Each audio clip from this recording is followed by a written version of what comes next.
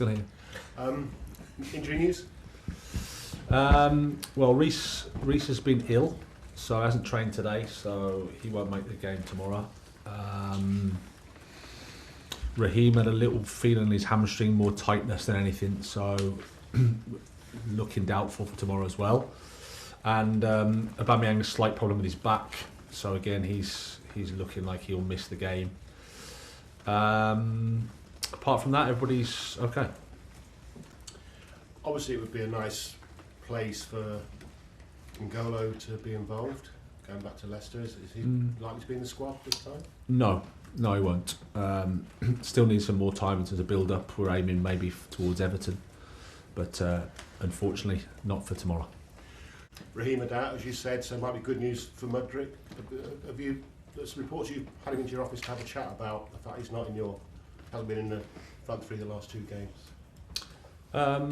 Well, yeah, he certainly comes into the equation. Absolutely. You know, as a player that we believe in a lot, he's adapting to the new situation.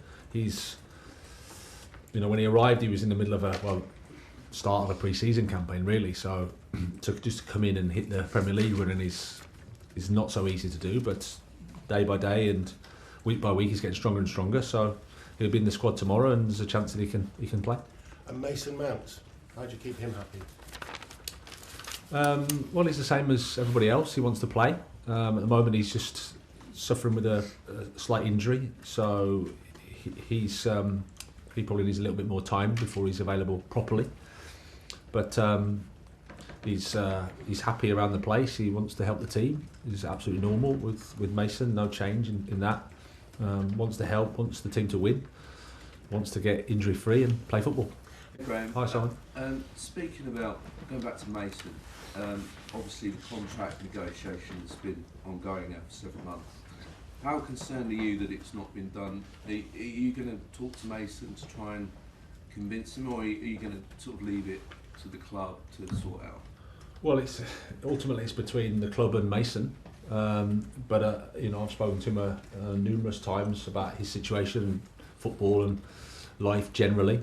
And like I said, my feelings for Mason are clear. I think he's a fantastic person, firstly, and but sometimes these things happen. They're just complicated, and it's best that I speak little about it and let them get on with it and deciding what's right for both parties. Have you sort of, perhaps stating the obvious, but have you told Mason how much you want to keep him and be part of your plans?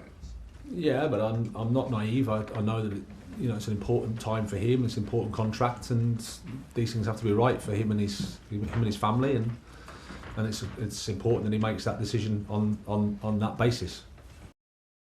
You must be pleased with Mark Cucurella when you said it hasn't been easy for him. Have you had to manage him quite carefully over the last few months? I wouldn't say over the past few months. I think it got a little bit tricky.